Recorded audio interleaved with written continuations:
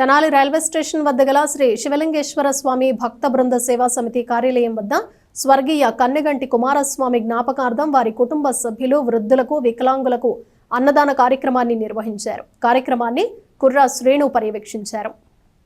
Tenali railway station సమీపంలో శ్రీ శివలింగేశ్వర స్వామి భక్త బృంద సేవా సమితి అధ్యక్షులు కుర్రా శ్రేణు పర్యవేక్షణలో కీర్తిశేషులు కన్నెగంటి కుమారస్వామి జ్ఞాపకార్థం వారి కుటుంబ సభ్యులు అన్నదాన కార్యక్రమాన్ని నిర్వహించారు.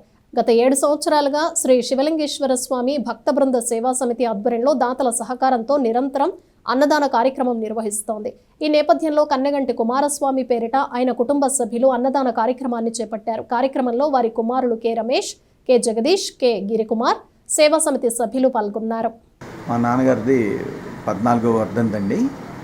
ఆ సందర్భంగా కుర్రాశ్రీ గారి సహకారంతో ఇక్కడ పేదలకి అన్నదానం చేస్తున్నాము.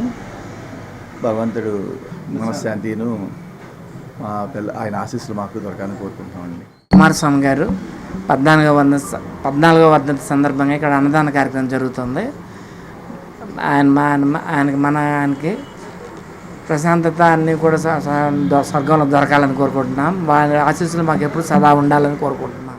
ప్రతినిత్యం కూడా అన్నదాన కార్యక్రమం చేసే భాగంలో కూడా ఈ రోజున మరి కన్నెగంటి కుమారస్వామి గారి వర్ధంతి సందర్భంగా వారి యొక్క కుమారులు, వారి యొక్క కుటుంబ సభ్యుల సహాయ సహకారంతో ఈ మధ్యాహ్న కాలంలో ఉన్న రైల్వే స్టేషన్ పరిధిలో ఉన్న పేదలకు అన్నదాన కార్యక్రమం ఏర్పాటు చేయడం జరిగింది.